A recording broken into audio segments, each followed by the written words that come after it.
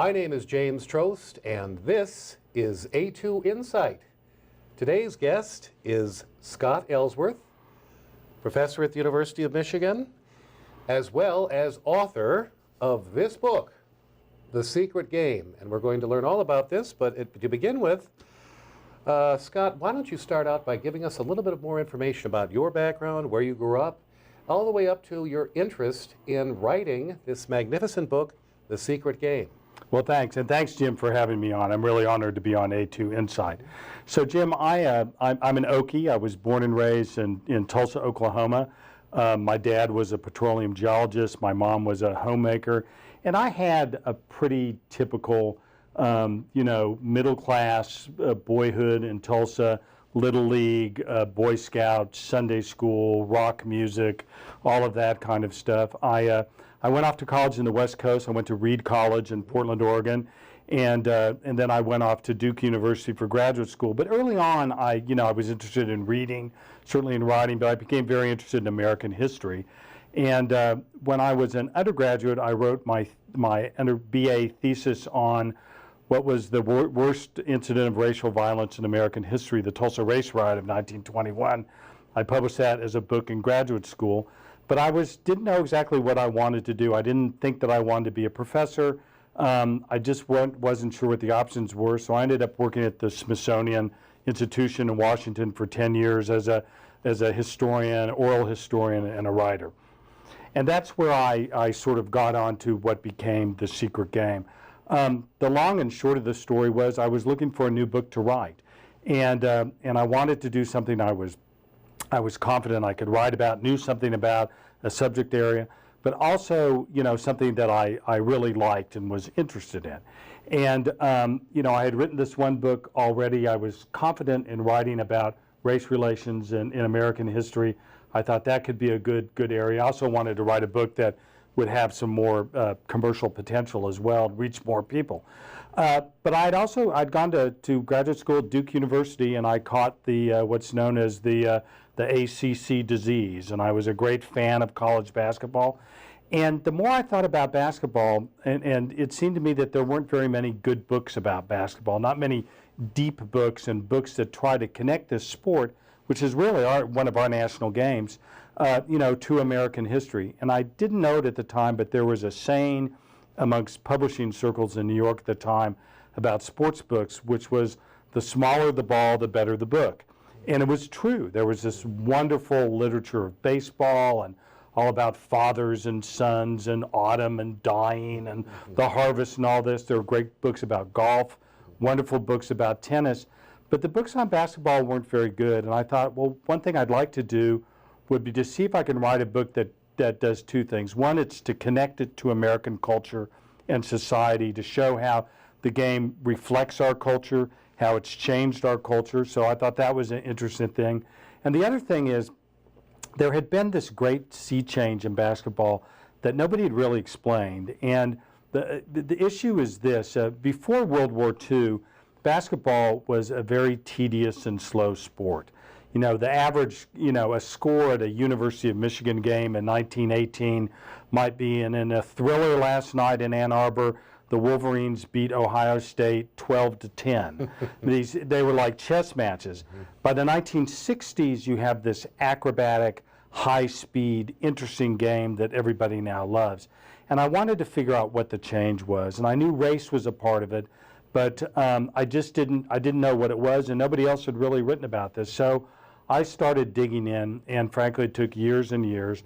And finally, I hit upon my book. I was going to write about the 1957 Final Four, which was a legendary matchup between the University of Kansas, University of North Carolina, Michigan State, and the University of San Francisco was in it. This is race and television and money and all this stuff going on, triple overtime games. And I had it. So I went all over the country, went to all these places, interviewed coaches, players, interviewed, legendary people from the time, John Wooden and Dean Smith and stuff like that. And I was doing great. I was rolling along with this book. And then I made my great mistake.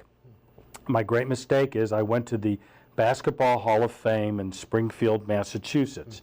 And why is the Basketball Hall of Fame in Springfield, Massachusetts? Well, I I believe that is where James Naismith Absolutely, that's where invented the game. That's exactly. Sorry, Jim, I had to throw a question at you. So that's where James Naismith, of course, invented basketball. So I was up there to go in their library, and they were having an induction ceremony, and I wandered down to take a break to listen to that, and this elderly African-American gentleman comes up and introduces himself, and he says, "Hi, my name is John McClendon." And I thought, John McClendon, he's in the Hall of Fame, he's famous for something. He went to Kansas, but he couldn't play at Kansas. And so we just start chit-chatting. He's kind of feeling me out, and I'm feeling him out.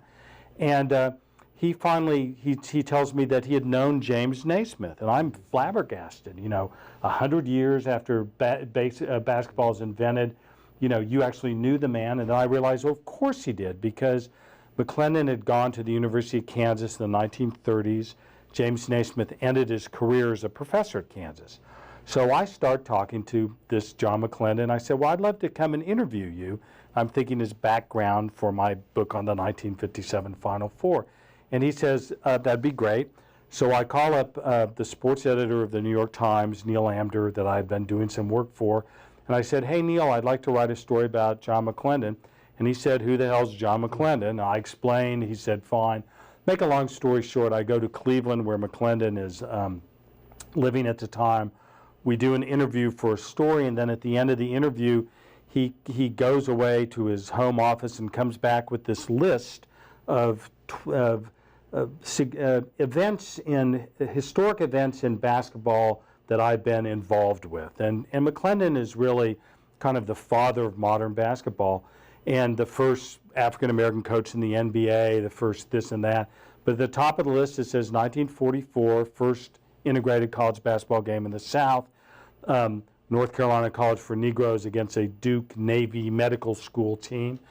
And I'm looking at it, and it says 1944, and I'm thinking, this can't be then. It has to be much later. And I said, hey, Coach, what, don't you mean 1954 or something? He says, no. And Jim, I can tell you, it was exactly at that moment that my book on the 1957 Final Four was torpedoed, ever to sink beneath the waves, and I was on the trail of this new story. Well, and an interesting and incredible story it actually is. Let's sit for our audience. I guess the first question, because I don't want to, I want to get into just the way it was to be in that time. But first, I want to, what was the, or what has been the reception of your book, either nationally and regionally, and what, in terms of how it's been received by the public after your publisher? Well, I've really been just gratified and thrilled at the response. The book was has been the number one best-selling basketball book on Amazon, the number one best-selling African-American history book on Amazon. The Chicago Tribune named it one of the top 10 books of the year, fiction and nonfiction. Sports Illustrated named it a book of the year. It was a New York Times sports book bestseller, and most incredibly, I won a PEN Writing Book Award as well. So it's been great. I don't know what printing it's in. It's available, around the world. Of course, people can buy it locally as well. Mm-hmm.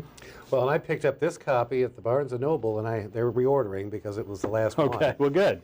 But I think just to get a sense of what makes this such a special book and unique, I want to begin by having a sense that you did mention this, this game took place in 1944. And for those of us who weren't then or lived then, I think it's very important for you to set the stage as to what it was really like to be an African American living in what was called the Jim Crow South. Right. So as you know, we're dealing with a college basketball between Duke and a college called North Central Negro, College for Negroes at the time.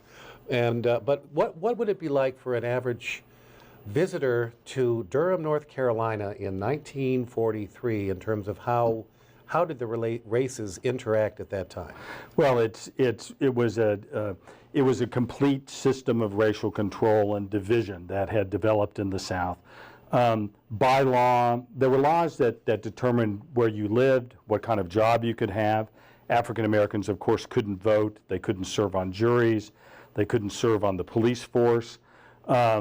There were, certain hospitals. If you're an African American who was in a car accident, and the nearest hospital was a white hospital, you could not go there. You would have to go to the one African American hospital in the day. The races were absolutely segregated. in terms of where you could go, where you could be. But beyond that, it was also a mindset. African Americans knew that they were to never look a white person in the eye, that they would take their hat off when speaking to a white person. If you're walking down a sidewalk downtown and a bunch of whites are coming, and if you're black, you know to step into the street. It doesn't matter. Whites would not call African Americans Mr. or Mrs. Everyone was either by their first name or hey you and whatnot, things like that. So it was a complete and total system of separation and also keeping blacks at the bottom of the social ladder. Now, certainly that was true for that specific region of our country, but you give examples of this, and it seems to me that we have quite a few of our, by acquiescence, most of our northern folks living at the time were just as guilty in sense of just looking the other way. Could you give a couple examples of that, maybe certainly local here, of the reality of the Southerners had wanted to do, particularly in athletics, had wanted to play no sports with an African American.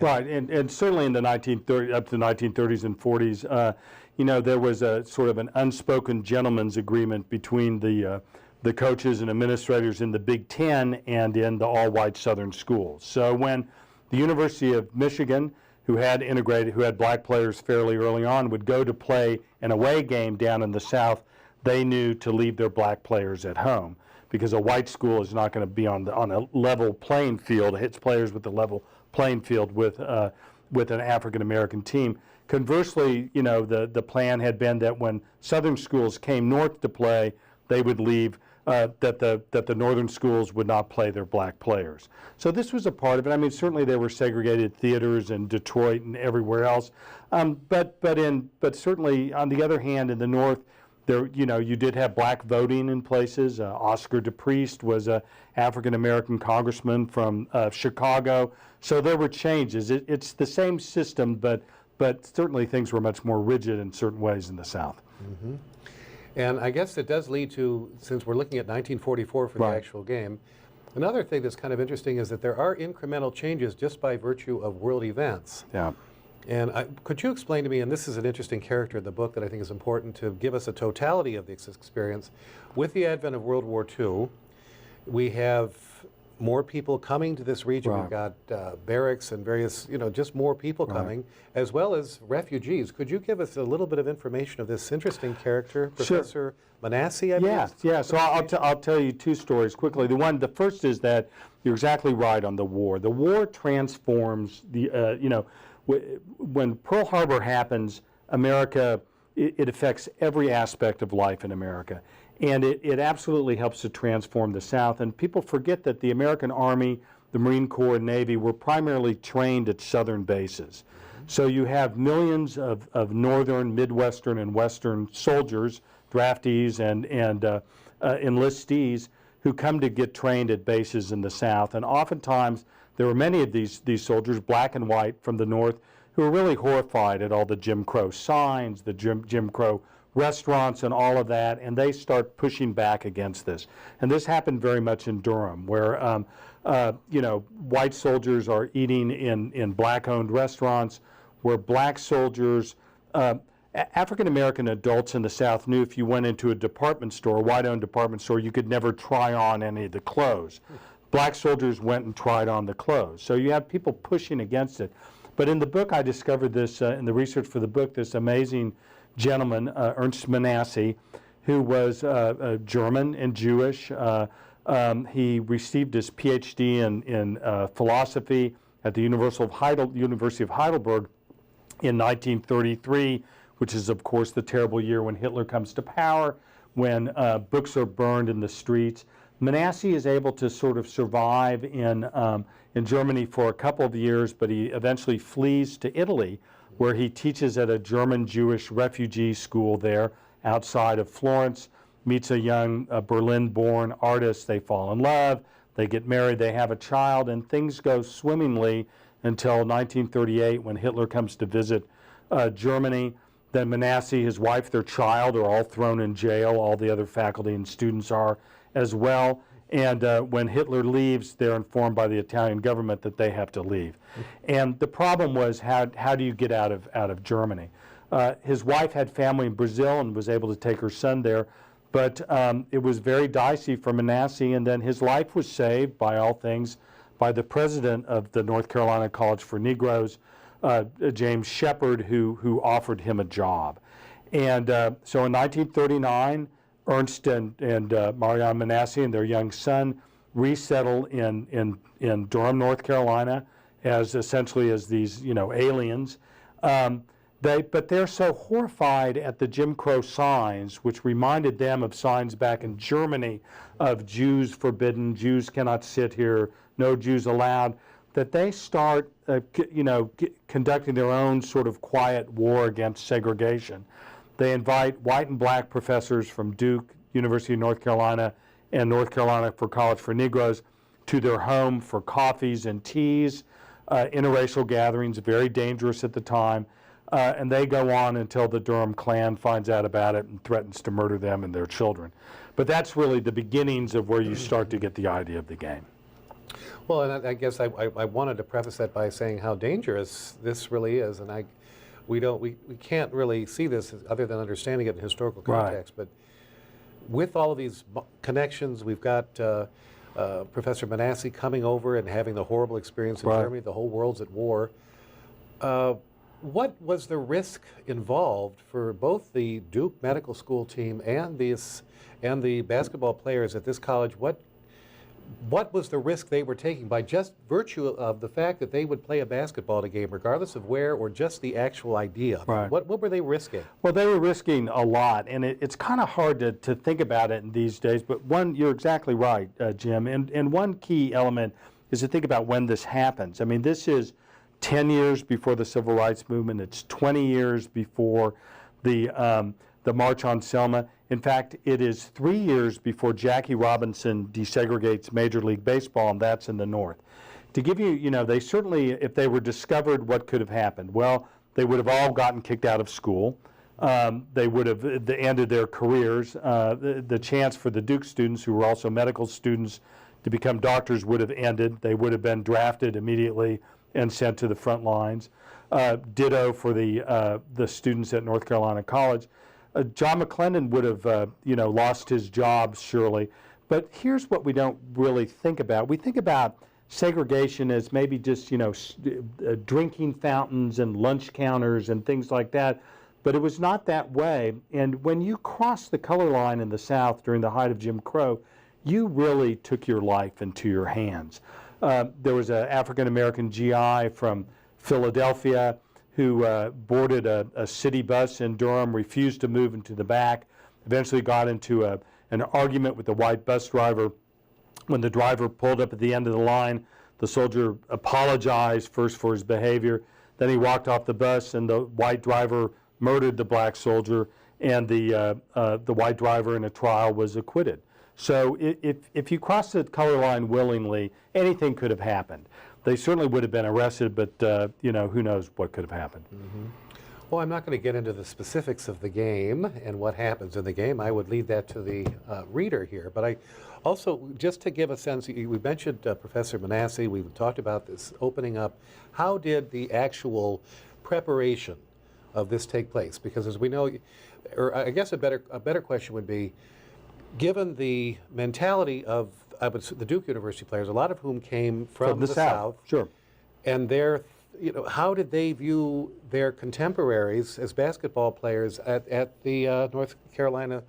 I mean, how could they overcome these initial prejudices to even consider the idea that they would actually play a game together? Well, it took a while, and the spark on it was in a really unusual man by the name of Jack Burgess, who was one of their colleagues, who was in Duke Medical School, also in the military at the time. And Jack had grown up in eastern Montana, a small town next to an Indian reservation. He had grown up with Native Americans in Montana, had enlightened racial views, actually had a black teammate at the University of Montana before coming. And he was appalled by the racism and by segregation that he saw when he came to Durham. And he really had to, he goaded the other players into playing. And really had to, basically he said, you're chickens if you're not going to do this. But I think probably what happened too in the minds of these white Duke players who were Southerners as well is that, the war's going on. They've got classmates who have already been killed. Life is short. We're going to take a chance and do this. But the game itself blew everybody's mind. It certainly blew the minds of the white players by how the African-American players played, but afterwards the two teams got together and they enjoyed coffee and a meal together and started to talk and realized they had a lot in common. Dave Hubble, one of the Duke players, later became, a force for integrating, medical conventions in the South and whatnot. It really turned his mind around. But an interesting thing happened to the black players too, not the northern black players who had played against whites, but the southern black players who had always been taught to fear whites, and now all of a sudden they have to guard one and shoot against one and all that. And there was a player by the name of Aubrey Stanley who grew up in a tiny fishing village on the coast, and about midway through the second half of the game, he said, it finally hit me that these other players, the white players, they weren't supermen, they were just men, and so this was also, just a mind-blowing experience for both teams. Mm-hmm. Well, and the other thing I'd like to highlight in this is kind of, basketball is big here, but not as big as some of these other states like Kansas. Right. And certainly Duke. And could you just describe for us, there's pictures of it, but I would like you to get a sense for our audience, the venue that these folks played at. And this is it looks almost like some Greek or Roman structure. Could you tell me a little bit about the history, ironically, and the architect of this basketball palace that they were going to play the game at? Right. Could you just give us a little bit about, just to sense the visual of where this took place? Right. So the big problem the players had is, where are we going to play this game? They figured out they would have it on a Sunday morning when everyone, including Durham's all-white police force, were in church. So they would do that, but there was a thought, could they play it at the Duke Indoor Stadium, which is famous today, of course, as being Cameron Indoor Stadium, one of the great palaces of basketball. They decided it would be too hard to sneak the black players onto campus because there were just so many students at Duke at the time. The great irony is that Cameron Indoor Stadium, as well as much of Duke's beautiful West Campus, was actually designed by an African-American architect in Philadelphia, who worked for a famous firm there, but who was rarely ever allowed to come and view his masterwork. In fact, he would never have been able to come and sit in a game because it was an all-white school, all-white facility. So they ended up playing it at North Carolina College for Negroes. But what happened in the country is that basketball is a cheap sport. I mean, you really just need a flat surface, a couple of goals, and a ball. It's like it's like soccer in that regard. It's a very inexpensive sport. But what happened is the game started to gain momentum in the South, particularly in the Carolinas, during World War II, and that led to all of the March Madness that we see now. Mm-hmm. Why don't you, I guess the other thing would be, as I look at this book, I think it's it's not just a basketball book. I think one of the reasons it's under basketball, it's a much more comprehensive view. And I guess you also teach in the African American Studies Department. Right. How is this potentially a beneficial tool for future generations to see what it was like to live in the 1940s just living as an American in that time period, and what can we learn from this? Well, I think that's a great question, and it applies to all of my work and the work of others as well too. We tend to think of history as taking giant steps done by important people. Edison discovers the light bulb, invents the light bulb, or Lincoln is assassinated, the Japanese attack Pearl Harbor. But the truth of the matter is that our history, for every big breakthrough, there are all these forgotten smaller people who are always pushing the envelope and changing things. And the truth of the matter is, in the South in the 1940s, there was this entire generation of people, white as well as black, who were starting to push against segregation long before the civil rights movement happens. And this is a book as a testament to that. I mean, this is a story of, a forgotten generation, our great-great-grandparents, our grandparents, and the things that they did. And I think that's, really part of the beauty of our history. And it's book like these and other authors that I admire who are trying to remind us that, we're part of this too, and our families were all a part of this change. You've written about the Tulsa riots, which is a horrible slaughter of African Americans. You've written The Secret Game. What's next for you in terms of your literary endeavors? Well, I'm on deadline right now, Jim. I'm writing a brand new book that'll come out a year from the fall. To make a long story short, there was this forgotten race in the 1930s between the British, the Nazis, and the Americans, some other countries as well, but those three, to see which nation could have its mountain climbers be the first to climb one of the great peaks in the Himalayas. Nobody had ever climbed Everest or K2 or Annapurna, and so I'm writing that story right now, and I can tell you that I'm writing it like mad because the manuscript is due on December 31st. And how do you, I guess, again, this is more for you, how do you research such a disparate history? I mean, you just speak German? My German is getting better, let's put it that way. So I've been to Germany, I've done research in, Munich and in London, but, the University of Michigan Library, incidentally, I've never found a greater library in the world to work in. I've been to Harvard and Berkeley and all of that. Michigan, if they don't have it, they will get it for you. The staff is absolutely first rate. My office I could hit the Hatcher Library with a baseball from my window. I go there all the time. I probably checked out 400 books to write The Secret Game. I'm certainly on par with doing that with this new book. And so you do that. The difference with this book is that everyone is dead, so I don't have living sources. On the other hand, they wrote a lot of letters and they wrote a lot of books, so I have a lot of things to do. And then I spent some time in India and Nepal this summer. I did a trek in the Himalayas, and so I've gone to a lot of places that the book is a part of. Did you do the actual trek? I did. Believe it or not, I did 6 days, 53 miles at over 10,000 feet, and I survived. Well, that's certainly good news for our potential readership of your upcoming book. Scott Ellsworth is the author of The Secret Game. I want to thank you very much for appearing here today on A2 Insight. For those of you who are interested in finding where you can purchase this book, Amazon.com, type it in, or go to one of your local stores. I'd actually prefer you go to one of our local stores to make sure we support our local booksellers.